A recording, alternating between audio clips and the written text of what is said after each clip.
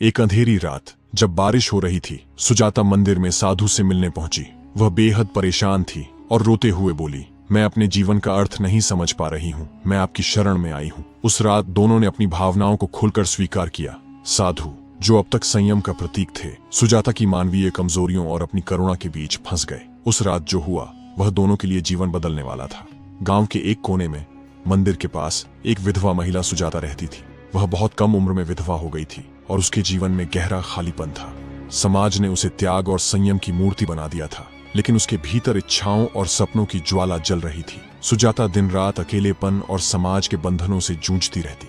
उसके जीवन में न कोई अपना था और न ही कोई ऐसा जो उसकी भावनाओं को समझ सके। गांव में एक साधु का आगमन हुआ, जिनका नाम महेशानंद था।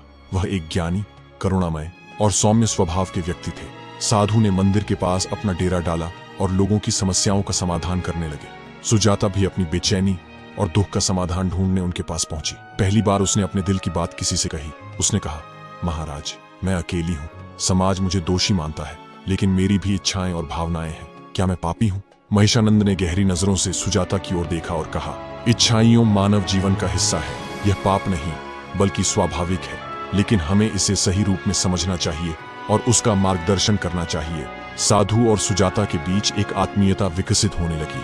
सुजाता ने पहली बार किसी के साथ खुलकर अपनी भावनाएं साझा की और साधु ने उसकी समस्याओं को समझने और हल करने की कोशिश की। धीरे धीरे दोनों के बीच भावनात्मक जुड़ाव गहराने लगा। यह जुड़ाव मानवीय कमजोरियों और इच्छाओं का प्रतीक था। एक अंधेरी रात जब बारिश हो रही थी, सुजाता मंदिर में साधु से मिलने पहुंची। वह बेहद परेशान थी और रोते हुए बोली, मैं अपने जीवन का अर्थ नहीं समझ पा रही हूँ, मैं आपकी शरण में आई हूँ। उस रात दोनों ने अपनी भावनाओं को खुलकर स्वीकार किया। साधु, जो अब तक संयम का प्रतीक थे, सुजाता की मानवीय कमजोरियों और अपनी करुणा के बीच फंस गए। उस रात जो हुआ वह दोनों के लिए जीवन बदलने वाला था।